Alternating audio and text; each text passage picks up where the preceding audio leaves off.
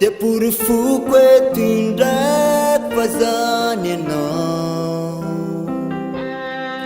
abaribariko eto androaniko fa anao nenaka nitanako zay efa mba napiditra le peratra amy tanana ny molotro zay efa mba nanoroko ny molotra ho akaby amaso za matahotra fa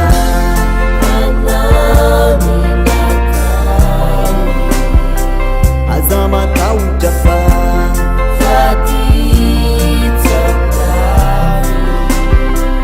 aza matahotra fa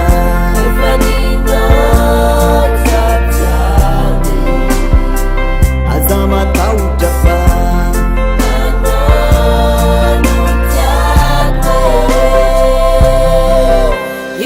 ifahitako fa tiayanao tiako tsapanao ihany ko ny fitiavako anao fandandray aho mba matahotra kely sao lasan'olo kafy anao androany aho vo tena natoky fa iriry anao ifahitako fa tiayanao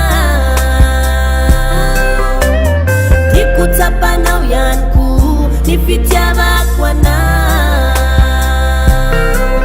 fandandray aho mba natahotra kely sao lasan'olo kafy anao